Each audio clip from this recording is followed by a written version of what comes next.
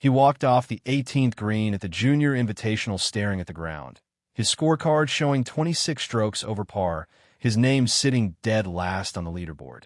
The kid who carried the most recognizable surname in the history of golf had just played the worst round of his life in front of college coaches, talent scouts, and millions of people watching on their screens.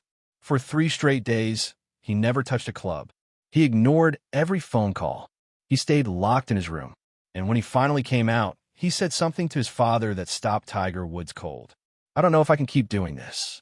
Subscribe for the full story of Charlie Woods' crisis of confidence and the father who refused to let him walk away. The Junior Invitational at Sage Valley is built to be a proving ground. The top young golfers in the country descend on that immaculate South Carolina course to show the world they have what it takes. College coaches patrol the fairways. Scouts fill their notebooks. The pressure is suffocating by design, because if you fall apart at Sage Valley, Augusta will bury you alive. Charlie Woods showed up feeling good about himself.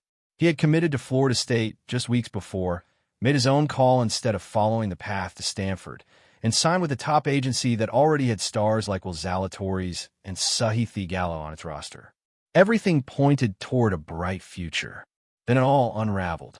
A triple bogey on the second hole kicked things off, then another on the 5th. By the time he reached the back 9, the round was already beyond saving. The second round brought no relief. The third round was somehow worse. When the final putt dropped, Charlie walked off the 18th green having played 26 over par for the tournament, finishing last in a field made up of the best junior golfers in the country. The cameras caught his expression as he made his way toward the scoring tent. No tears, no outburst. Just a hollow emptiness that was harder to watch than any breakdown would have been. Back in his hotel room, Charlie said nothing for hours. His caddy, a family friend who had been by his side for years, tried to put things in perspective. Charlie stared straight at the wall. When his father sent him a text, he left it sitting there unanswered. For 3 full days, he went quiet. The family compound on Jupiter Island settled into a strange stillness. Meals were left outside his door and went untouched. Messages piled up on his phone. Calls rolled directly to voicemail. Tiger Woods knew better than to force his way in. He had lived through his own version of this. Those hollow stretches when the sport you have given your whole life to suddenly turns against you. When expectations pile so high they squeeze every last bit of joy out of your chest. He had stormed off courses in anger. He had lain awake wondering whether any of it was worth it. And he had learned the hard way that you cannot drag someone through that kind of darkness. You have to wait them out. On the third night, Charlie finally cracked his door open. His father was sitting on the floor in the hallway, back flat against the wall, right where he had been for hours. Tiger did not jump to his feet. He did not launch into a speech. He just looked at his son and held the silence. "I don't know if I can do this anymore," Charlie said. The words settled into the air between them like smoke. Tiger did not flinch, did not rush to fill the gap with reassurances Charlie had already heard 100 times. He just gave a slow nod. "Okay," he said quietly. "Let's talk about that." For the next hour, they sat right there in that hallway, father and son, talking about pressure and expectations and the difference between wanting something and actually needing it, and about the moment Tiger himself had thought seriously about stepping away after the scandal broke, after surgery, after everything he had lost. "I thought about quitting more times than I can count," Tiger admitted. "When I couldn't walk, when I couldn't pick up my daughter, when just getting out of bed in the morning felt like climbing a mountain, I thought about it constantly." Charlie looked at him, really looked at him, in a way he hadn't bothered to in years. "What made you stay?"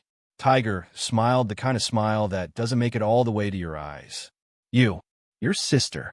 The thought that one day you might ask me why I gave up, and I wouldn't have an answer I could live with." The conversation stretched on until the sky began to lighten. By the time the sun climbed over Jupiter Island, Charlie Woods had said things out loud that he had never let himself speak before. Not to his father, not to his mother, not to a single soul. "The name is too heavy," he admitted. "Every time I show up at a course, people are waiting for something. They want me to be you. They expect greatness as a given. And when I'm not, when I shoot 26 over, they don't just see a rough week. They see confirmation that I don't belong." Tiger sat and listened without cutting him off. I watched the videos. I read the comment sections.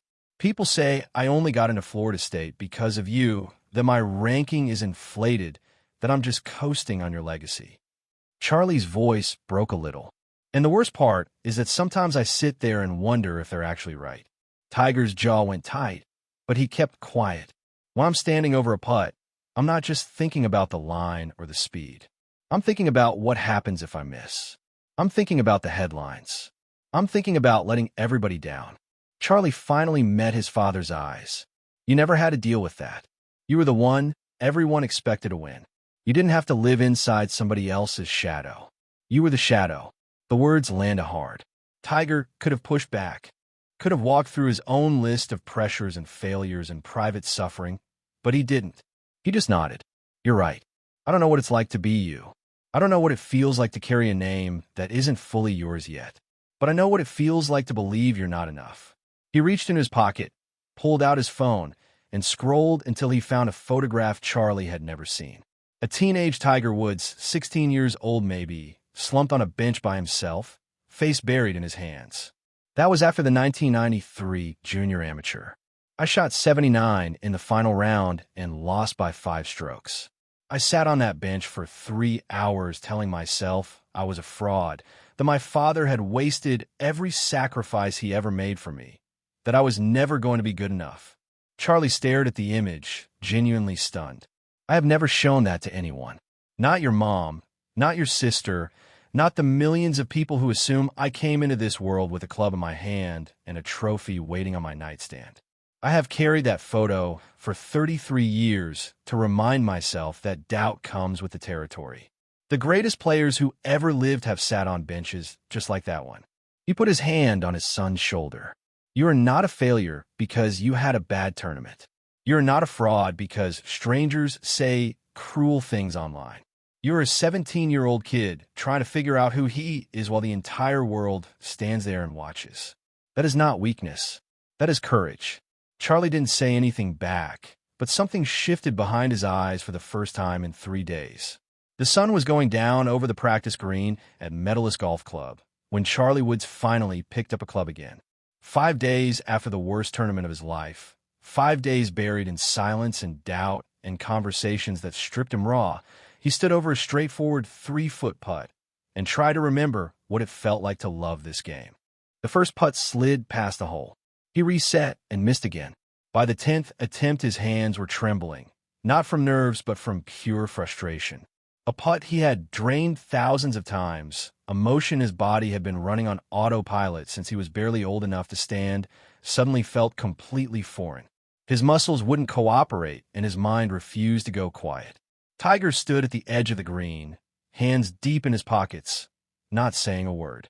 Charlie stepped away from the ball, drew a slow breath, walked a small circle, and came back. Something was different when he settled in the second time. His shoulders dropped, his grip softened, and the stroke came out clean. The ball rolled straight into the center of the cup. He made the next 9 in a row.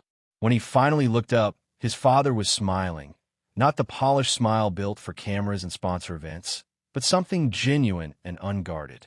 I forgot how brutal it is to find your way back, Charlie said quietly. Tiger walked out onto the green and stood next to him. The physical part isn't what gets you. It's the mental. It's learning to trust yourself again after you've let yourself down. That doesn't happen overnight. It takes time, patience, and a whole lot of work. Charlie nodded. I don't want to quit. I know. I want to get better. I want to prove I actually belong out here. You already belong. You've always belonged. The real question is whether you believe that yourself. They stood there without speaking for a long moment, watching the last of the light drain out of the sky above the practice green. Then Charlie picked up his putter and moved to the next hole. It was just another evening session at a course he had played more times than he could count. But for Charlie Woods, it was the first step back from the edge of something that could have swallowed him whole. The sun came up over Jupiter Island on a Monday morning, and Charlie Woods was already on the practice tee.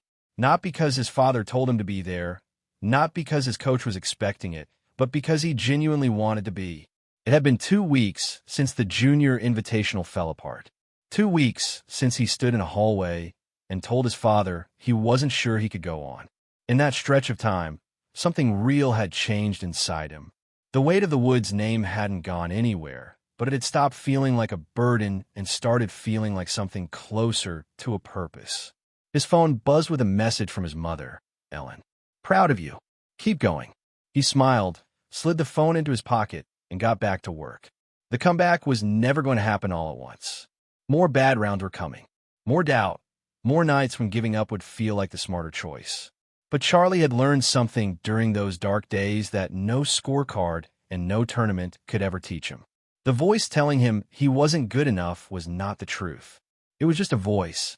Tiger watched from the clubhouse, coffee in hand, wearing an expression of quiet peace that didn't show up on his face very often. He had spent years carrying anxiety about his son's future, about the pressure bearing down on him, about whether he was pushing too hard or not nearly enough. Standing there that morning, for the first time, he let all of it go. He's going to be just fine, Tiger said to no one in particular. More than fine. The 2026 season stretched out ahead of them. More junior tournaments, more movement in the rankings, more chances to make his case. Florida State and everything that came with it waited in 2027, a whole new chapter loaded with new tests. But Charlie Woods had already gone toe-to-toe with the hardest opponent he would ever face. He had looked himself in the mirror and decided to keep fighting.